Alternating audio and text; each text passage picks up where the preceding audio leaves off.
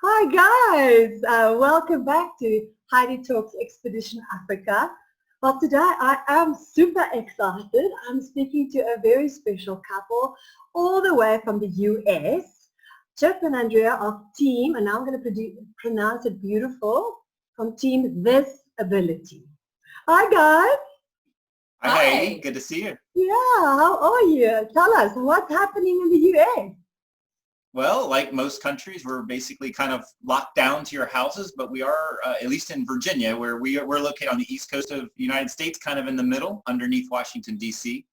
And we are allowed to go out to our parks and beaches for exercise. And so since we're adventure racers and we exercise a lot, this quarantine has not done much to us other than keep us out of the restaurants. But what about you? Yeah, I mean, life is still pretty different. You know, the kids are being homeschooled and we're needing to be careful when we're around others. We're social distancing, you know, we're wearing masks when it's appropriate. And the company that Chip owns that we work with supports people with disabilities. And so a lot of them have fragile immune systems. So we're trying to be extra careful. But at the same time, like Chip said, since we love to be outdoors, it's very easy to social distance. And we've been able to get out into our parks. And so, you know, we're kind of adjusting to this new normal. But we're really excited to race again someday because we kind of miss that aspect of our lives. Yeah, I think some of all of us, you know, to reflect a little bit. And I also think that, as I explained to you, that was the whole reason for me to start doing these chats with people, you know, just from all over the world and connect with people. Everybody is sort of in the same boat, but in different, lockdowns and different rules. But, you know, ultimately we're in the same boat. Guys, you've just said, you know, like what you do. Chip, why don't you just explain to our friends at home to understand your team name and your business name, the connection there, because I think that is so important to share with our friends. Yeah, why don't you share the logo for a second? So if you look at the logo up here, yeah. So it's Team Thisability. So the idea is that we focus on what people are able to do, not what they're not able to do. So it's really a company philosophy. Because like, let's say somebody with autism or Down syndrome or cerebral palsy needs help, each of those types of disabilities also have an ability. And so our team at SSVA, which is this company logo, we really try to focus on what people's skills are and focus on that and try to make that as good as we can get it. Of course, taking into consideration what accommodations we have to make for whatever inability they have, whether it be a communication problem or a mobility problem or whatever. So it's just a more positive way to look at it as opposed to always focusing on what people can't do and trying to make that better. We focus on what they can do and give them the best life possible in the community. So then Team Thisability started as a company benefit to say, hey, if you want to go out and do a 5K or a buddy walk, like a Down syndrome walk or an autism walk or just some type of community event that's about getting outdoors and being a part of your community. We had this team, so you're like sponsored, right? So you get your T-shirt and all of that, and that's where the other logo that when we were at Expedition Africa, we had this logo, and so many people in my company are a part of the team. And then Andrea and I took it to the next level on the World Series Adventure Racing circuit and the national championships here in the United States. So now Team Thisability is becoming kind of a name, and this is the first public announcement. We just started a company doing virtual adventure races called Thisability Adventures. Oh, wow. And so we were hoping to do our first races coming up here in the next couple weeks. And so it's become this really big thing. Of course, you need to, like you say, you're an entrepreneur. You need to think of new great things people can do, and that's, it's super awesome. Yeah, you need to. Well, not that we can do it this side of the world, but you need to share it with us when it's there. You know, maybe there are more people who can join your virtual online racing. Absolutely. Chip, tell me, but I think your business and Andrea, you guys, there's a more personal connection with obviously your business. You want to share with us, you know, there's obviously much more there. Give it to us. I mean. Yeah, well, I have a son with Down syndrome. He's 18 now. Anyway, I've found that the key to success is focusing on the ability. I mean, you can't have success without that, essentially. And, he's taught me that, and others in our lives have taught us that same thing, that if we apply that same mindset to ourselves, you'd be surprised what you can do. So, adventure racing really takes you to the furthest limits of what you think you can do. And so I think it's a really good combination, that mindset and learning from people with disabilities, where you usually think, oh, we're the ones teaching them. But essentially, I learned so much from being a parent and having that different perspective. So. Oh, wow. Now that is very, very special. I mean, it's absolutely wonderful. But now, seeing with all of this, I mean, how did Expedition Africa come on the, how did that happen? That's kind of a fun thing. So Andrea and I, we did the first expedition race. It was in Belize, and we really loved it. But we did it just as a couple, and it was a 4-day race across Belize. I mean, it was pretty burly. And then we did Expedition Oregon on 2 different teams. So we started to get confident, like, you know what, although it's scary, after you do one and you realize the race directors kind of give you the ability to go really hard and fast or just enjoy yourself. So we were actually watching you guys. I mean, I think I've told you guys this before, but you guys have the best media with Elevated Events and Charlotte and Simon and their team. And so out of all of the races in the world that we watch, yours was like by far the best, just because you did the live interviews as people were coming off the race. I mean, they're just all beat up. I remember the one lady with her face all wrecked, and you guys are doing the interviews, and I remember telling Andrea, I was like, next year we're doing it. And she's like, no way. And I was like, no, we're doing and it was like 1.5 years away, and it was like, it doesn't matter what we've got to do, we're going to go do this next race in Rodigues. And I think you probably remember, I was like the minute you opened it, I was like, bam, and I hit it. And I think it sold out in the first week, he said. And so, but yeah, so this was really literally the biggest thing we'd ever done. And so that's how we picked the race, was mostly just your media and the love. And really, that's why I picked this picture for our opening picture. Beautiful. Yeah, beautiful. What you and Stefan do is you embrace the culture of whatever country or whatever area you're in.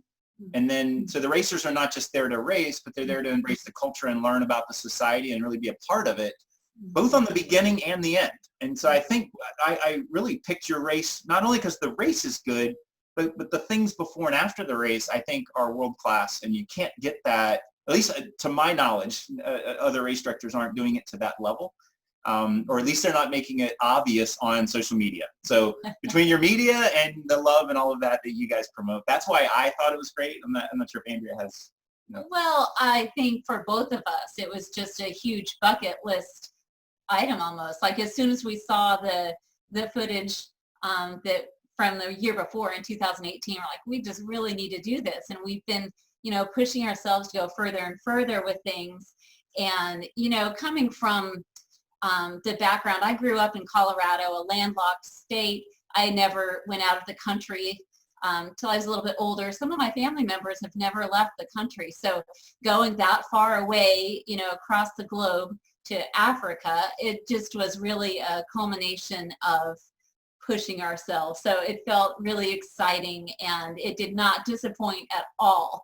And I mean, from even just arriving at the airport, there was a party that met us at the airport. Like, oh my gosh, it's just exactly what we were hoping it would be. And same with this, the parade at the beginning, and sharing the soccer balls with the boy and Girl Scouts that were there. That was just so awesome. And I remember Chip saying before the race even started that we had felt like we won because we were just there. We were already there. So it didn't necessarily matter how well we did in the race or not, although we thought we did pretty well. And yeah, you did it was very well. exciting. And we met 2 great teammates, Hank and Jenny. So it's kind of nice that they're more prominent in the picture because they're not able to be with us right now. But it was really exciting too to meet people from across the globe and find out, that we really are all just people. And it was just really great experience. So that goes back to a little bit. Remember, as we were watching Expedition Africa and people coming through the finish line, we said we want to do this. Now, we did have 2 American teammates that were going to come with us. We had an American team. And then, of course, what is it, 3,000 miles away in another hemisphere and 300 pounds of expedition equipment. It's a huge pain in the butt to get over there. And unfortunately, both of them had to back out. So now Andrea and I are like, holy crap, we have no teammates. But we're doing the race. I don't care. We're going to do the race. And of course, we can't paddle those big boats with two people. So we vetted a whole bunch of different racers that wanted to be a part of XA.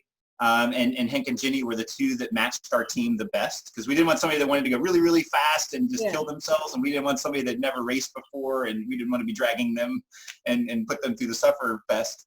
So Hank and Jenny were perfectly matched for our team. We had an amazing time. We would love to race together again someday. But this was our bucket list, you know. Oh, wonderful. I remember.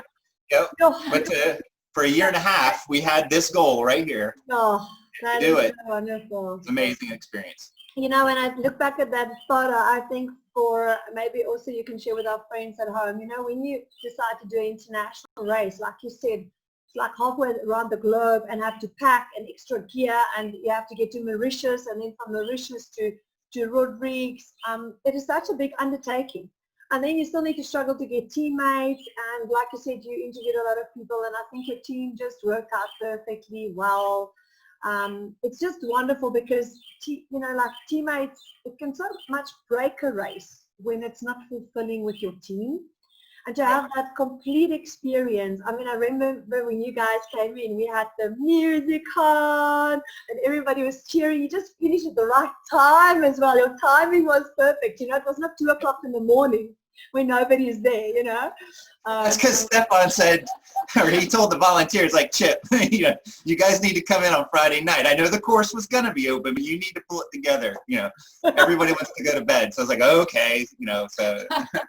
But that makes such a big change to the feeling of your race. Remember, if you came in 12, 3, 4 o'clock in the morning and it's just me and maybe one other person standing there, it would have been great and I would have made it as nice as I could. But, you know, the fact that you came in and everybody was still there and it was such a wonderful big vibe, you know, I definitely think it enhances your experience.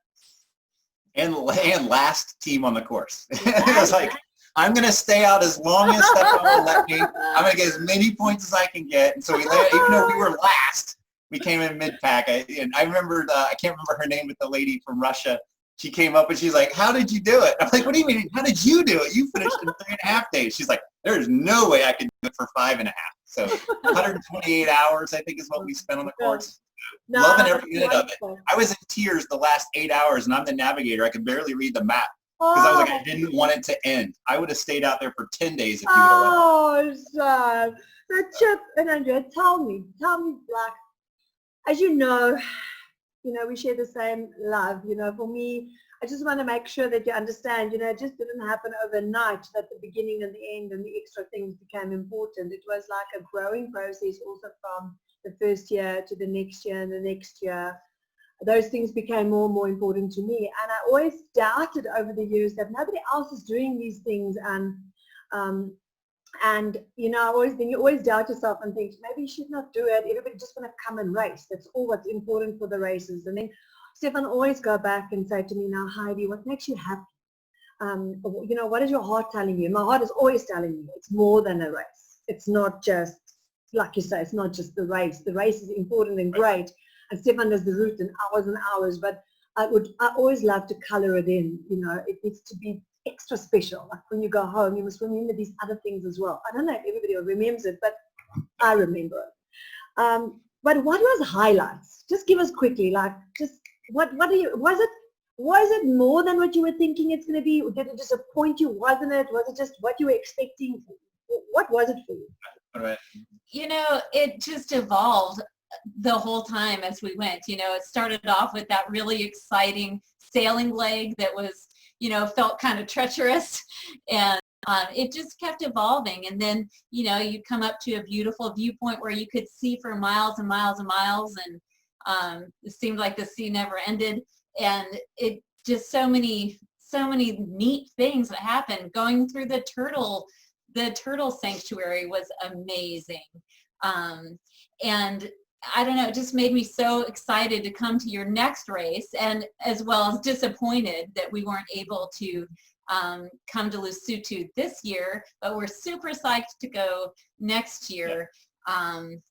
but I don't know, I don't want to jump too far ahead, but I just want to make sure you know how excited we are to come to the next one, because all of those special things you do, they really are so memorable. And the race itself too, there's, I'm sure Stefan will have some things in store for us that will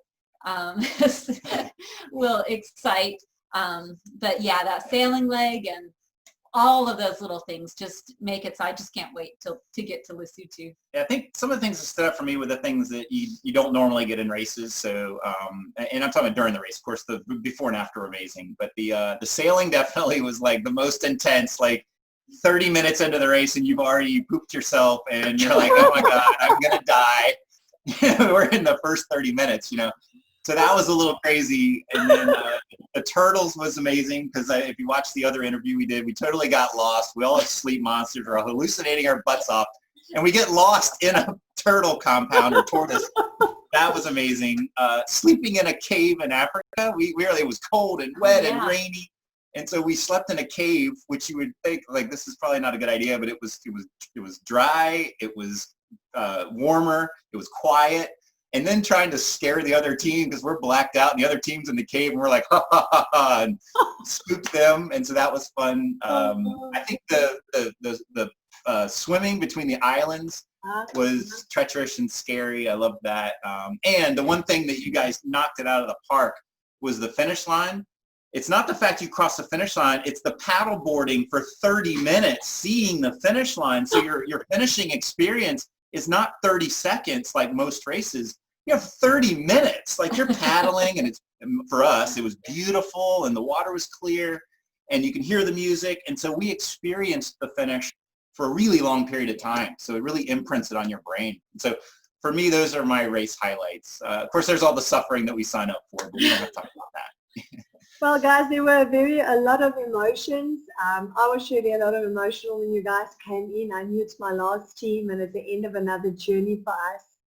And I hope truly in your heart is a memory for the rest of your life, which will be like imprinted in you, and that it was so special and it met all your expectations. And that is most important for us. We can't wait to see you for Lesotho. Please remember. On my desk. I finished that dang thing, right on my desk. We'll never forget it. So remember, next year for Lesotho, we will surely try to make it as wonderful for you as this year. Obviously, it's a completely different story. It's a completely different feeling of longer races, like a longer legs, completely, and less people you'll see. So it obviously be a little bit of a mind change to Rodigues. A little bit back to your traditional kind of racing. So prepare for that. It's absolutely incredible for us to have you. And, you're always nervous when you got that first message. Heidi, we're from the US, can we enter? I'm like, please, let's just, make these people happy. Very happy. And I saw your videos and stuff. It's amazing. So from our side, we're incredible happy. We're very blessed that you are coming and considering to come to Lesotho. On that note, I think, is there last something you want to share with any of our friends at home?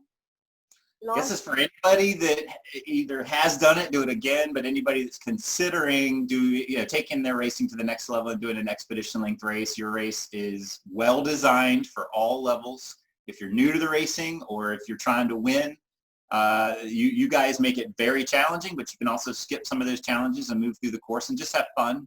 But it's safe and it's a once in a lifetime experience. So get out there and give it a shot. It will change your life. So from our side, I'm going to...